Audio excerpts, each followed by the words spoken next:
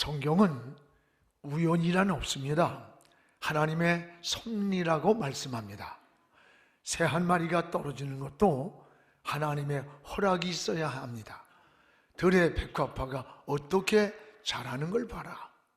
기르는 자 없어도 하나님이 다 기르신다고 하셨어요. 사무엘상 17장 47절에 보면 전쟁까지도 하나님께서 손에 주관하신다. 하나님께 속한 것이라 라고 했습니다. 그렇습니다. 하나님은 과거와 현재뿐 아니라 우리의 미래까지 포함해서 모든 일을 알고 계시며 또 계획하고 계십니다. 여러분, 하나님은 여러분이 계획하고 생각하고 설계한 것보다 더 큰 그림을 그리고 계시는 거예요. 근데 우리는 내 계획대로 뜻대로 되지 않는다고, 또는 그 되는 것만큼만 기도의 응답이요 축복이라고 생각하기가 쉽습니다. 그러나 아닙니다. 하나님의 섭리는 우리 생각과 다를 수 있고 우리가 구하는 기도와 다를 수가 있습니다. 내 뜻대로 안 된다고 낙심을 하거나 원망을 해서는 안 됩니다. 잠언 16장 9절에 이런 말씀이 있습니다. 사람이 마음으로 자기의 길을 계획을 할지라도 그 걸음을 인도하는 자는 하나님이시라고 했습니다. 맞습니다. 그래서 진정한 응답과 은혜와 축복은 내 생각대로 되는 것이 아니라 하나님의 섭리대로 이루어지는 것이 바로 응답인 것입니다. 오늘 말씀은 이 바울이 아시아에서 복음을 전하려고 아무리 기도를 하고 애를 써도 길이 열리질 않는 거예요. 이게 우연인가? 아니라고 하는 거예요. 오늘 6절에 성령이 그 길을 막았다고 했고, 또 7절에는 예수의 영이 그 가는 길을 허락하지를 않았다고 했어요. 여러분, 참 이해가 되지 않는 말씀이에요. 바울은 이런 환경에서 낙심하고 절망하지 않고 끊임없이 하나님께 기도하던 그 밤에 환상이 보였습니다. 데살로니가 사람, 저 마게도니아 사람이 하나 나타나더니 환상 가운데 우리를 와서 도와달라고 하는 이런 환상을 보게 됩니다. 그리고 하나님의 이때의 섭리를 깨달았어요. 그리고 마게도냐로 떠나게 됩니다. 그리고 또 빌립보성에서 하나님은 루디아라는 여인을 만남을 주시고 그 루디아의 마음을 열어가지고 훗날에 빌립보 교회를 탄생하는 겁니다. 그리고 유럽으로 복음이 전해지는 놀라운 시발점이 되는 하나님의 섭리, 이걸 볼 수가 있어요. 여러분, 내 기도대로 이루어지는 것을 우린 응답이라고 하지만 아니에요. 하나님의 뜻, 하나님의 섭리대로 이루어지는 것이 응답이요 축복이라는 것을 우리가 기억해야 됩니다. 그러면 우린 왜 성령이 바울이 가는 길을 막았을까? 여기 6절과 7절을 우리 한번 같이 읽겠습니다. 성령이 아시아에서 말씀을 전하지 못하게 하시거늘 그들이 부르기아와 갈라디아 땅으로 다녀가 무시아 앞에 이르러 비두니아로 가고자 애쓰되 예수의 영이 허락하지 아니하신지라. 예수의 영이 허락하지 아니하신지라. 여러분, 이 안에 중요한 게 있습니다. 하나님의 섭리라고 하는 거예요. 섭리가 뭡니까? 섭리는 우리의 의지가 아닌 하나님의 주권적인 뜻에 의해서 움직여지는 것을 말하는 거예요. 바울이 아시아로 가려고 그렇게 애를 쓰는데 길이 열리질 않아. 여기 6절에 성령이 그 기도에 가는 길을 성령이 막았다는 거예요. 예수의 영이 허락하지 않았다, 막았다는 거예요. 여러분, 이게 이해가 되지 않는 답답함이에요. 성경에서 답을 찾으려고 그토록 애를 썼는데도 앞길이 열리지를 않고 막막하기만 할 때가 있잖아요. 성경에 한나가 그랬습니다. 한나는 믿음의 여인이에요. 근데 자녀가 없어요. 그래서 두 번째 여인을 얻어가지고 아이를 낳는데 10명의 아이를 낳으면서 막 분이 나는 그냥 쑥쑥 나는 거야. 그러니 이게 아무리 남편이 사랑한다고 해도 상대적으로 여러분 열받는 거 아니에요?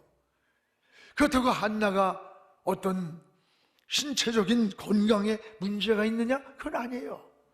사무엘상 1장 5절에 보면 여호와께서 오히려 태를 막았다는 거예요. 하나님이 임신하지 못하게 태를 막았다.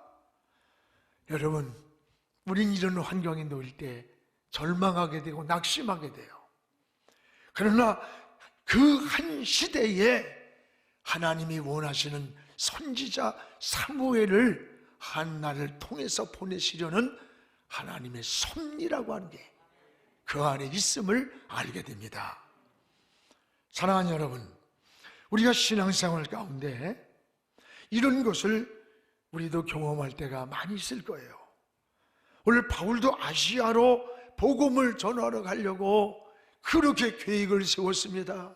기도를 했습니다. 그런데 길이 열리질 않는 거예요. 이게 우연이 아니라고 하는 거예요. 6절에 성령이 막으셨다고 하는 것, 이럴 때 인간적으로 우리가 이해할 수가 없게 됩니다. 이사야 55장 8절에도 내 생각과 너희 생각은 다르다.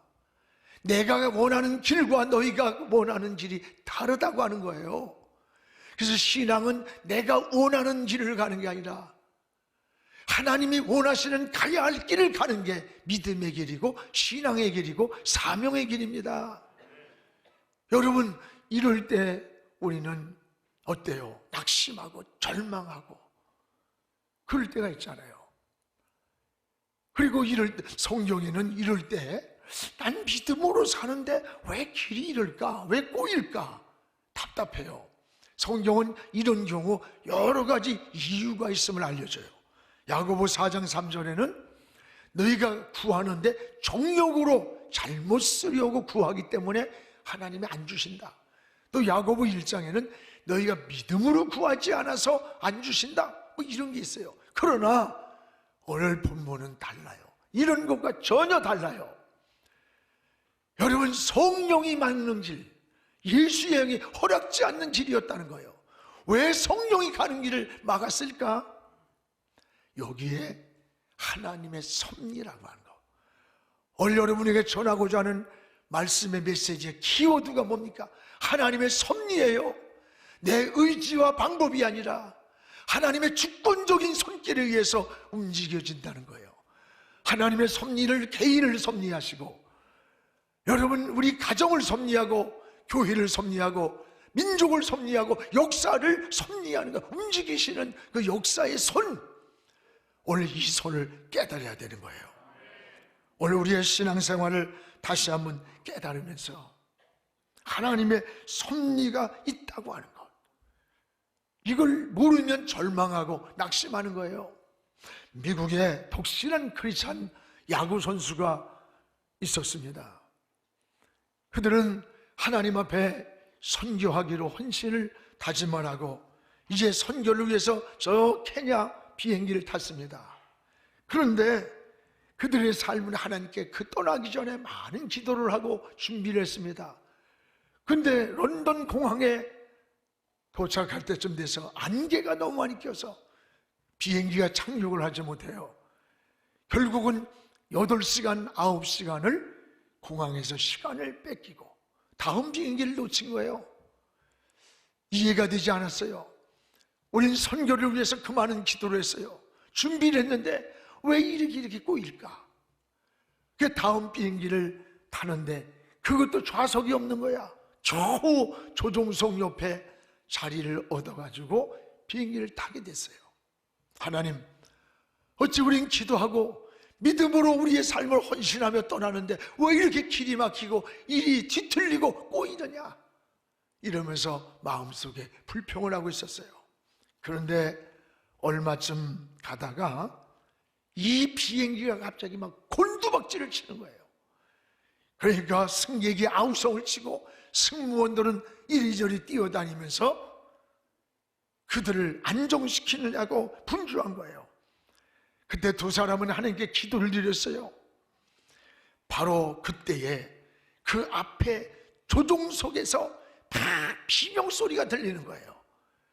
그래서 조종석 뒤에 있던 이 야구 선수 두 사람이 조종석 문을 열어봤더니 테러범이 조종사를 막 테러를 하고 있는 거예요. 그때 이 두 야구 선수가 그 테러범을 밖으로 끄집어냈습니다. 소동이 진정이 됐는데 비행기는 이미 고도 3만 피트에서 4천 피트까지 막 떨어지는 거야, 피트까지. 그때 조종사가 제자리를 잡는 그 시간에 비행기는 거의 추락 직전이었습니다. 그때 가서야 하나님의 뜻을 깨달았다는 고백이에요. 왜 하나님이 우리를 이 비행기의 시간을 연장까지 시켜서 선교사에 가는 선교의 시간까지도 지연시키신 데 대한 하나님의 이유가 있었다 라고 하는 것을 깨달았다는 그 고백이, 여러분 간증 고백을 많이 들었을 겁니다. 그렇습니다. 여러분도 때때로 기도를 합니다. 믿음으로 사는데 길이 열리질 않아요. 일이 꼬일 때가 있을 겁니다. 이럴 때 낙심하고 절망하지 않기를 바랍니다. 여러분, 하나님의 섭리라고 하는 게 있어요. 저는 사도행전을 이제 지난해에 이어서 주일마다 계속 말씀을 강의하려고 그래요. 사도행전의 중심이 뭐예요? 성령의 역사입니다. 오순절에 임했던 성령. 그래서 사도행전을 성령행전이라 그래. 액트 29를 써나가자. 사도행전은 28장밖에 없지만 사도행전의 성령의 역사는 28장에서 멈추는 게 아니라 지금도 끊임없이 성령의 역사는 이루어가고 있다는 거예요. 이 성령의 역사 속에 움직이는 하나님의 손, 이게 바로 섭리라는 거예요. 오늘 여러분 개인을 움직이고 교회를 움직이고 민족을, 역사를 움직이고 있는 겁니다. 오늘 여기에 길이 막혀있는 이 바울에게 여러분 나타난 하나님의 사인, 이 사인을 보십시오. 9절입니다. 오늘 마게도냐에서 사람이 나타나서 환상 가운데 어서 와서 우리를 도와달라는 이 사인을 보게 돼요. 우리 같이 한번 읽겠습니다. 밤에 환상이 바울에게 보이니 마게도냐 사람 하나가 서서 그에게 청하여 이르되 마게도냐로 건너와서 우리를 도우라. 밤에 기도하던 밤이에요. 이 밤에 환상이 보였어요. 그 환상 가운데 마게도냐 사람이 나타나더니 어서 와서 우리를 도와달라는 거예요. 사인을 받게 돼요. 바울이 아시아로 가고자 그토록 애쓰는데 예수의 영이 허락지 않았던 곳, 이 유럽에 구원하시려는 거대한 하나님의 구원 계획이 있었다는 거예요. 이게 하나님을 섭리라고 말하는 겁니다.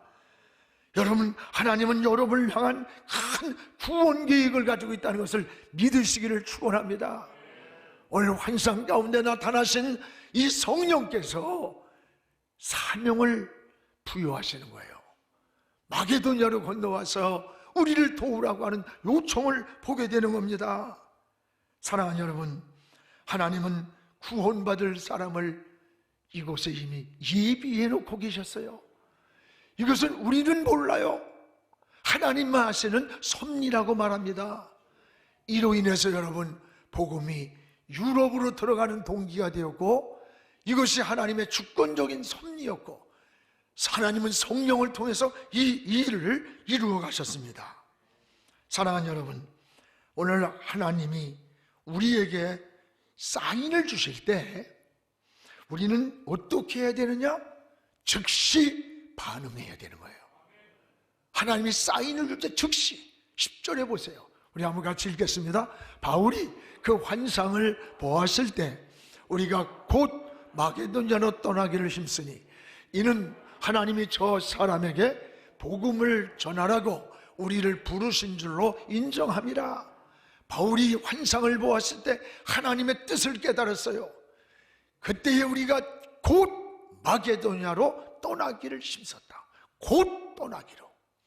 지금까지 자기들의 생각으로 안타까워하고 애타게 기도했지만 하나님이 이 길이 아니고 이쪽 길로 가라고 하는 사인을 받았을 때 자기의 생각과 모든 것을 내려놓고 곧 마게도냐로 떠났다. 곧 떠났다는 거예요. 여러분, 하나님의 사인이 어떻게 나타나는 겁니까? 오늘 여러분에게 끊임없이 하나님이 사인을 주고 있다는 것을 깨닫기를 바랍니다. 어느 때는 여러분 기도할 때 사인을 주세요. 어떤 말씀을 듣다가 읽다가 사인을 주시고, 때는 은사를 통해 주시기도 하고, 때는 여러분의 삶의 환경을 통해서 어떤 방법으로 감동을 주는 거예요. 막 감동을 주고요, 깨달음을 주는 거야. 그래서 어떤 길을 가는데 그 길이 위험한 길이고 그 길이 하나님이 원치 않을 때는 내 안에 성령께서 멈춰라 멈춰라 스탑 사인을 계속 주는 거예요.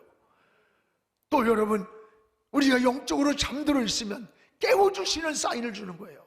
또 우리가 무엇인가 헌신할 때는 그 감동을 주어서 하나님이 사인을 주는 거예요.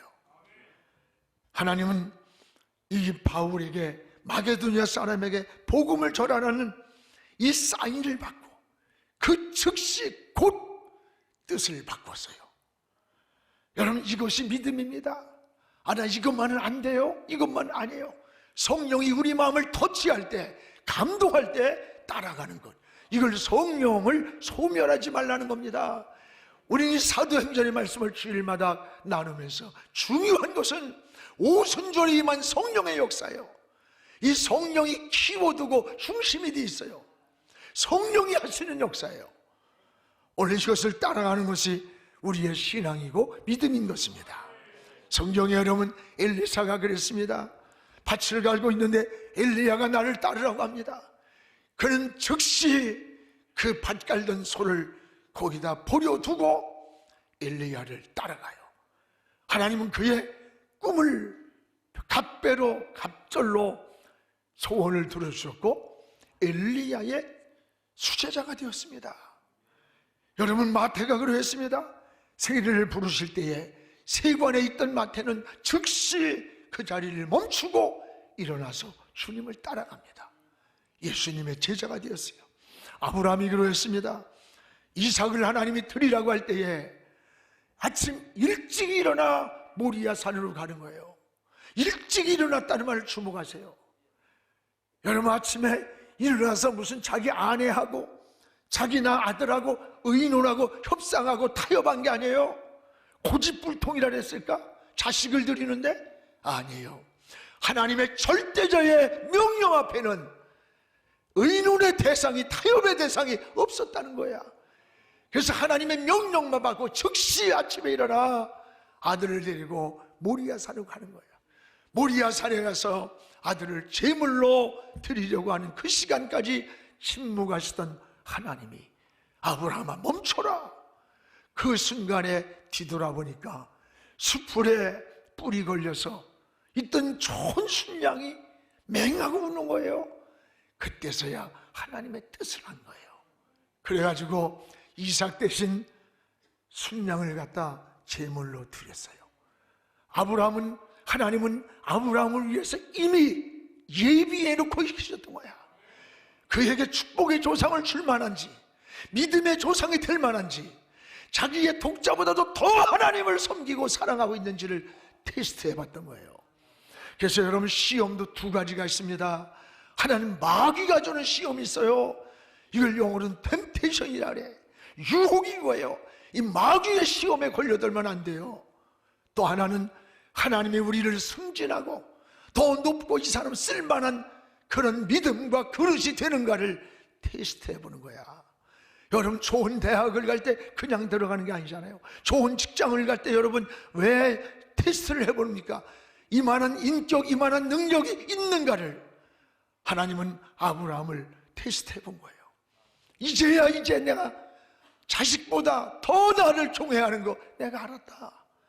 그러면서 이미 순양을 예비해 놓으시고, 그리고 아브라함을 믿음의 조상으로 세우신 거예요.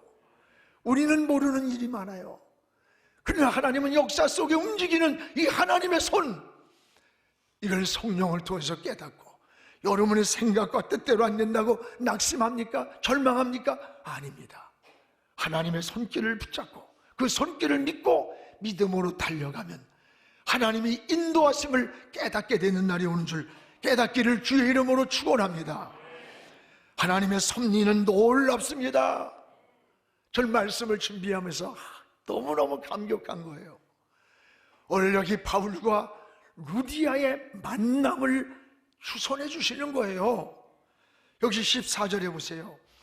빌립보 성에 들어갔을 때 루디아의 집에 머물 수 있도록 기회를 만들고, 그리고 루디아의 마음을 열어주었고, 그 열어준 마음 속에 복음이 들어가면서 하나님을 경청하는 은혜를 준 거예요. 오늘 14절 우리 같이 한번 읽어봅시다. 두아디라시에 있는 자색 옷감 장사로서 하나님을 섬기는 루디아라 하는 한 여자가 말을 듣고 있을 때 주께서 그 마음을 열어 바울의 말을 따르게 하신지라.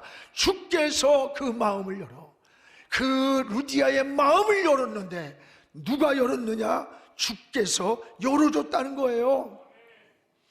이 루디아의 가정에서 오늘 성일이 되어 예배를 드리는데 하나님께서 루디아의 마음이 열렸어요. 하나님 말씀을 경청하는 거예요. 근데 이게 우연이 있느냐? 주께서 루디아의 마음을 열었다는 거예요. 오늘 여러분 이 말씀을 주목하십시오. 주께서 열어주신 겁니다. 말씀을 경청하게 했어요. 그리고 세례를 온 가족이 받고 훗날에 이 루디아를 통해서 빌립보 교회가 탄생하는 거예요. 이게 하나님의 역사의 손입니다. 하나님이 움직이는 섭리라고 하는 것을 깨닫기를 바랍니다. 우연이 아닌 거예요. 하나님의 인도였어요. 성경에는 주께서 열어주신 사건이 많이 나옵니다. 뭐든지 여러분 하나님이 열어줘야 돼요. 억지로 되는 거 아니에요. 사업을 해도 하나님이 열어줘야지. 하루 종일 가게에 있다고 해서 발이 날리고 있어요.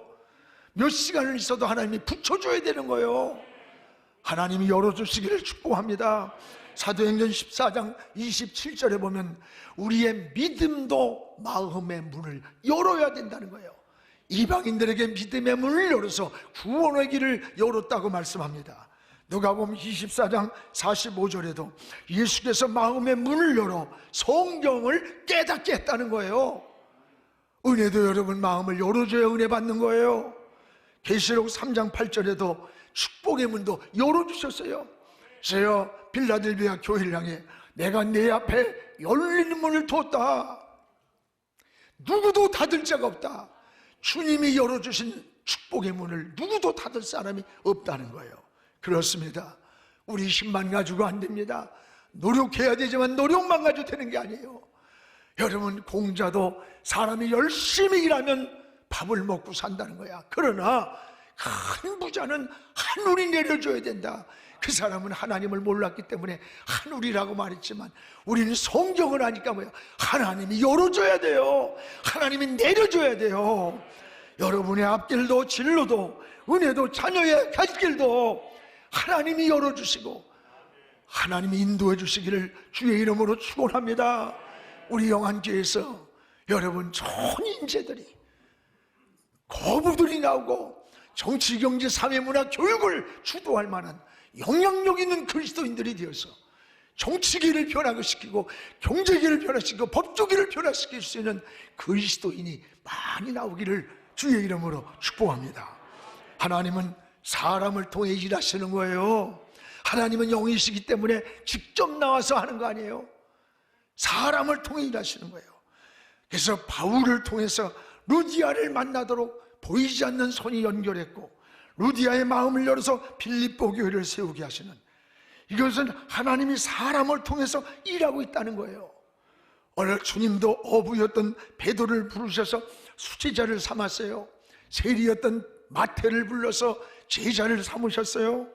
바벨론 포로에서 이스라엘 백성을 구원하실 때에도 이사야를 부르셨어요.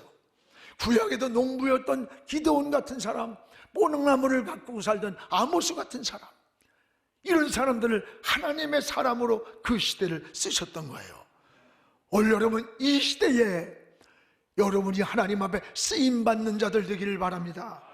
하나님이 원하는 사람 되기를 바랍니다. 하나님 루디아의 마음을 열어서 그리고 감동, 경청하게 만들어가지고 빌립보 지역에 첫 교회가 세워지는 역사에 쓰임받았다는 거예요. 오늘 성령의 감동을 따라가십시오. 여러분 한 사람 한 사람 하나님 앞에 한 해도 쓰임받는 존귀한 자로 하나님 앞에 서기를 주의 이름으로 축복을 합니다. 지금은 미디어 선교를 위한 헌금 시간입니다. 이 예배를 통해 삶 가운데 은혜와 회복이 충만하시기를 간절히 기도합니다.